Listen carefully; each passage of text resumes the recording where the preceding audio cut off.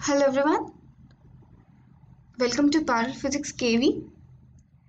Today in this video, we are going to discuss few very important questions from the topic interference of light.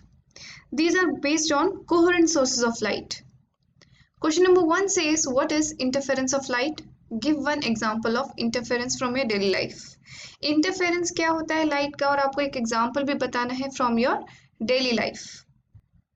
We can write the answer to this question as this. It is the phenomena of non-uniform distribution of resultant intensity when two light waves from two coherent sources superimpose on each other.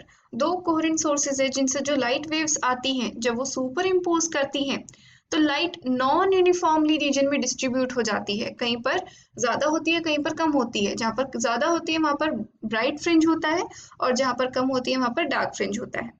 Example in daily life, very important. Daily life में आपने example देखा होगा कि जब bubble को हम white light में देखते हैं तो उसमें कलर्स दिखाई देते हैं. या फिर एक थिन ऑयल फिल्म है, पानी के ऊपर एक थिन ऑयल फिल्म गिरी हुई है, जब उसके ऊपर लाइट गिरती है और हम उसे देखते हैं, व्हाइट लाइट की बात कर रही हूँ मैं, तो वो कलरफुल दिखाई देती है. सारी चीजें हमें कलरफुल दिखाई देती हैं.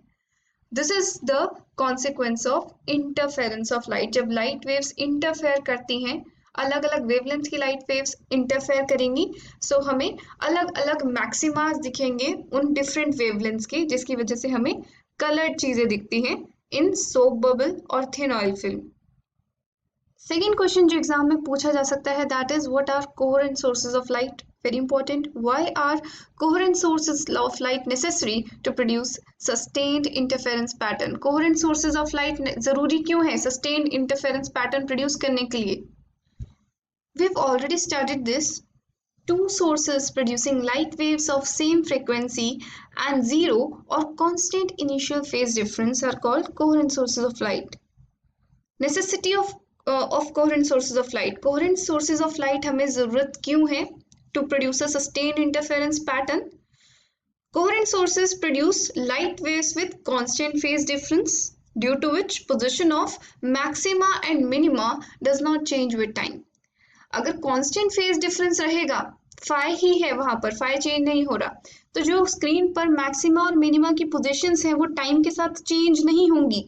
किसी भी पॉइंट पे अगर phi कांस्टेंट है तो इसका मतलब हमारा इंटरफेरेंस पैटर्न सस्टेन रहेगा, वो टाइम के साथ चेंज नहीं होगा.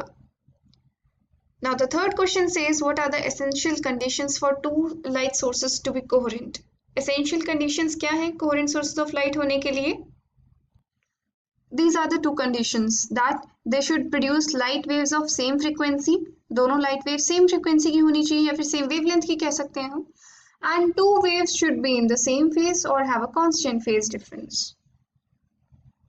Question number 4 says, what happens to the interference pattern if the phase difference between two light waves varies continuously? अगर phase difference दो wave trains के बीच में, दो light waves के बीच में continuously vary हो रहा है, तो उस केस में interference pattern के साथ क्या होगा? About this we discussed in the conditions for sustained interference. अगर phase difference change हो रहा है continuously, then the position of bright and dark fringes would change rapidly and hence the interference pattern shall not be sustained. मैंने आपको बताया था कि अगर एक सेकंड में 10 to the power 8 times pattern change हो रहा है, हमारी आईज उस चेंज को डिटेक्ट नहीं कर सकती, and we will say that this is not a sustained interference pattern. Question number 5 says, why cannot two independent monochromatic sources produce sustained interference pattern? दो independent monochromatic sources हैं, वो sustained interference pattern क्यों नहीं produce कर सकते?